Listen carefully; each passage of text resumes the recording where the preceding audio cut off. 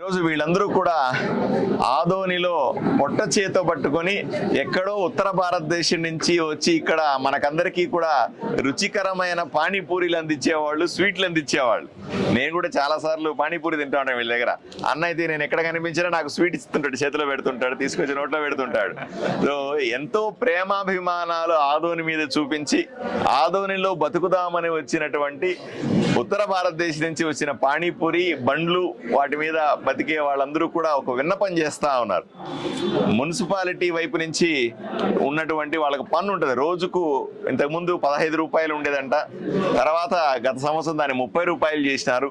ఇప్పుడు దీన్ని 50 రూపాయలు చేయమన్నాడు అని మున్సిపాలిటీ వాళ్ళు చెప్పారు. దయచేసి మాకంత ఆదాయం ఉండదు, కేవలం సాయంకాలం పూట 3 గంటలు మాత్రమే మేము వ్యాపారం చేసుకుంటాం, ఆ డబ్బు సమకూరదు, దయచేసి మేము 30 రూపాయలే కడతాము, మాకు కనికరించండి అని వీళ్ళందరూ కూడా నచ్చి అడిగారు.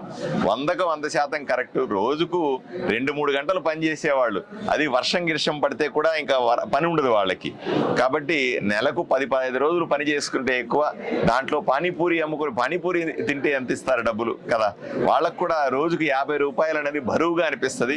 కాబట్టి నేను మున్సిపాలిటీ వాళ్ళకి చెప్పి ఇంతకుముందు ఎంత కట్టేవాళ్ళు 30 రూపాయలు చెప్పున అంతే కట్టమని నేను మున్సిపాలిటీ వాళ్ళకు కూడా నేను ఆదేశిస్తాను. వీళ్ళకందరికీ హామీ ఇస్తా ఉన్నాను, మీరందరూ బాగా బతకండి, పానీపూరి ఇంకా రుచిగా చేసి మా ఆదోని ప్రజలకు అందించాల్సిందిగా మంచి మంచి జ్యూసులు చేసి, మంచి మంచి స్వీట్లు చేసి, కుల్ఫీలు చేసి మా ఆదోని ప్రజలకు అందించాల్సిందిగా ఆదోని ప్రజల వైపు నుంచి మిమ్మల్ని కోరుకుంటా ఉన్నా.